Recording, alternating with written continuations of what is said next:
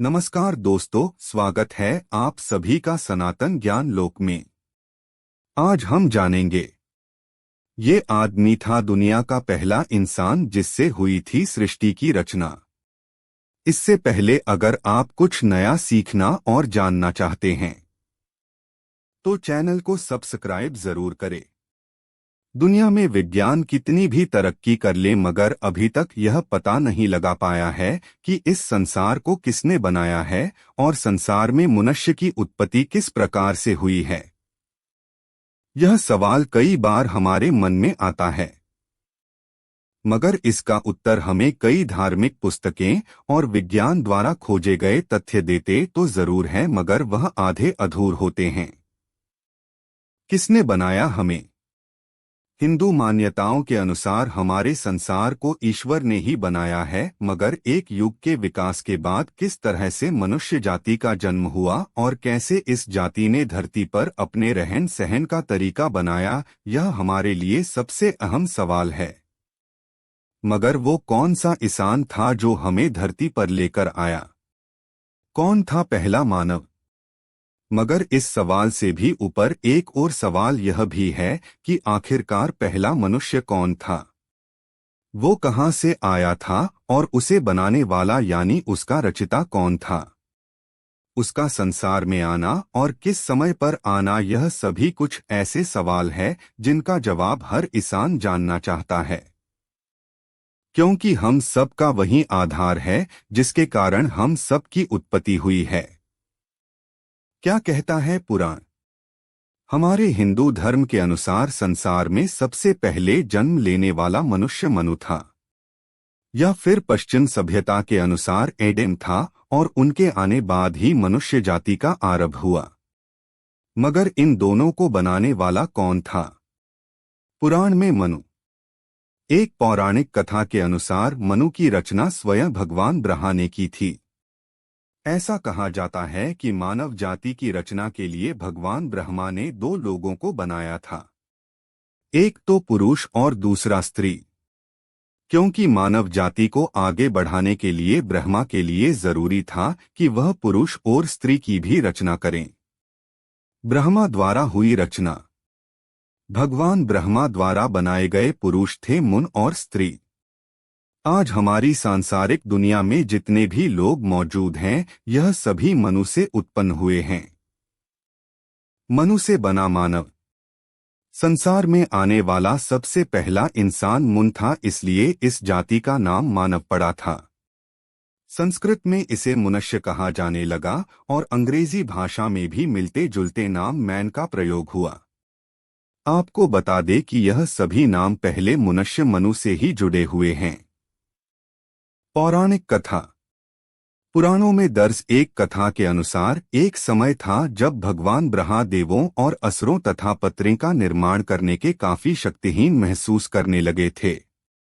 इसके आगे उन्हें समझ में नहीं आ रहा था कि अब किसकी रचना की जाए, जिसके बाद उन्होंने काफी विचार करके मन तथा मस्तिष्क को कुछ शांति हासिल हो सके। क्या थी वो काया?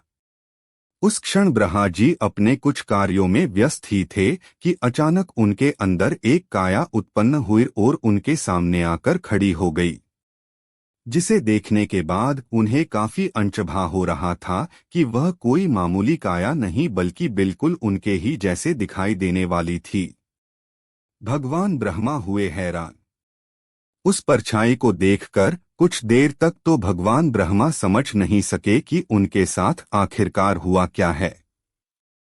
आपको बता दें कि यही मानव संसार का पहला मनुष्य था, जिसे स्वयंभू मनुष्य के नाम से जाना जाता है। अब इसके बाद एक और सवाल मन में आता है कि यदि हिंदू मान्यताओं के अनुसार मनु पहला मनुष्य था तो पश्चिमी सभ्यता के अनुसार पहला मानव कौन था? बाइबल और मनु। अगर हम बाइबल की बात करें तो जिस तरह से पौराणिक कथा में भगवान ब्रह्मा के शरीर से मनु ने जन्म लिया था, उसी प्रकार बाइबल में भी ईश्वर के शरीर की परछाई ने जन्म लिया था और यही परछाई मुन की तरह ईश्वर की छाया थी और उनकी तरह ही दिखाई भी देती थी। एडेम का जन्म। बाइबल में इस परछाई का नाम एडेम दिया गया है।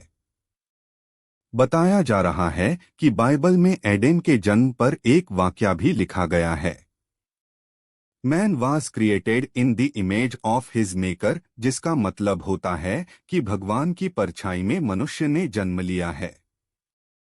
इन दोनों कथाओं से यह साबिता होता है कि मुन ही वह पहला इंसान है जिसने मनुष्य के रूप में धरती पर जन्म लिया।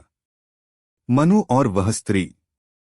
मनु के साथ इस संसारिक दुनिया में भगवान ब्रह्मा द्वारा एक स्त्री शत्रुपा की भी रचना की गई थी, जहां पर पुराणों के अनुसार वर्णित कथाओं के अनुसार शत्रुपा का जन्म हुआ था और बाइबल के अनुसार एडेम के साथ एम्बेला का जन्म हुआ था। लेकिन है कुछ अंतर।